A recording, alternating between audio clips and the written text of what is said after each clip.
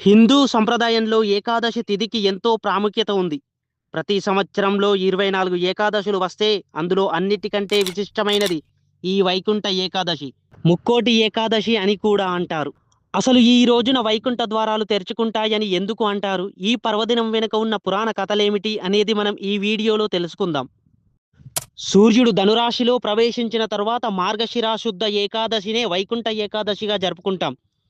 దక్షిణయానంలో మరణించిన వారు ఈ రోజున వైకుంఠ ద్వారం ద్వారా శ్రీ మహావిష్ణువు చెంతకు చేరుకుంటారని భక్తుల నమ్మకం. ఈ రోజున వైకుంఠంలోని ఉత్తర ద్వారం తెరిచి ఉంటుంది. అందుకే దీనిని ఉత్తర ద్వార దర్శనం అని కూడా పిలుస్తుంటారు. అయితే ఈ వైకుంఠ ఏకాదశి వెనకాల ఒక పురాణ కథ ఉంది. ఇప్పుడు మనం దాని గురించి తెలుసుకుందాం.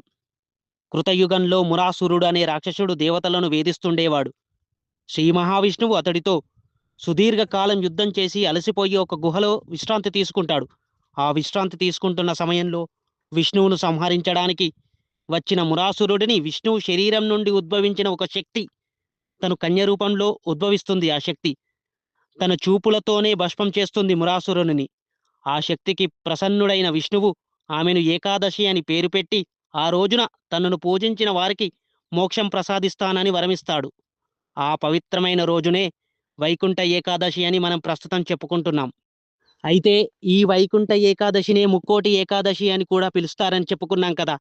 అలా అనడానికి కారణం ఏమిటి అంటే, పురాణాల కథ ప్రకారం ఈ పర్వదినం రోజున ముక్కోటి దేవతలు అంటే 33 కోట్ల మంది దేవతలు వైకుంఠానికి చేరుకొని ఉత్తర ద్వారం గుండా వెళ్ళి శ్రీ మహావిష్ణువును దర్శించుకుంటారు. దేవతలందరూ ఒకేసారి దర్శించే రోజు కాబట్టి దీనిని ముక్కోటి ఏకాదశి అని కూడా పిలుస్తారు. ఈ వైకుంఠ ఏకాదశికి సంబంధించి మరికొన్ని విశిష్టతలు కూడా ఉన్నాయి.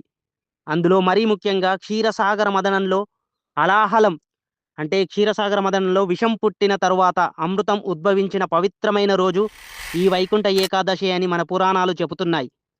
ఆ రోజున అమృతం కోసం దేవతలు దానవులు సాగరాన్ని మదించారు.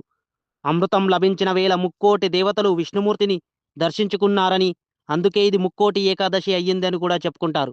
అయితే ఈ వైకుంఠ ఏకాదశికి మహాభారతానికి కూడా ఒక చిన్న సంబంధం ఉంది. అదేమిటంటే, ఈ వైకుంఠ ఏకాదశి రోజునే శ్రీకృష్ణుడు అర్జునుడికి భగవద్గీతను ఉపదేశించాడని మన పురాణాలు పేర్కొంటున్నాయి. ఈ ఒక్క రోజు స్వామిని ఉత్తర ద్వారం గుండా దర్శించుకుంటే ఏడాదిలో వచ్చే మిగతా 23 ఏకాదశుల ఫలితం దక్కుతుందని భక్తుల ప్రగాఢ నమ్మకం. వైకుంఠ ఏకాదశి రోజున భక్తులు కఠినమైన ఉపవాస దీక్షలో ఉంటారు. ఈ ఉపవాసం ఆరోగ్యానికి కూడా ఎంతో మేలు చేస్తుంది. రాత్రి సమయం నిద్రపోకుండా జాగరణ చేస్తూ విష్ణు సహస్రనామ పారాయణం చేస్తారు. మరుసటి రోజు అంటే ద్వాదశ రోజు ఉదయాన్నే పారాయణ చేసి ఉపవాసాన్ని విరమిస్తారు. ఈ వైకుంఠ ఏకాదశి కేవలం ఒక పండగ మాత్రమే కాదు. ఇది మన అంతరాత్మను శుద్ధి చేసుకునే ఒక ఆధ్యాత్మిక ప్రయాణం. అహంకారాన్ని వీడి భక్తితో ఆ పరమాత్ముణ్ణి శరణు వేడితే జనన మరణ చక్రం నుంచి విముక్తి లభిస్తుందని ఈ పర్వదినం మనకు గుర్తు చేస్తుంది.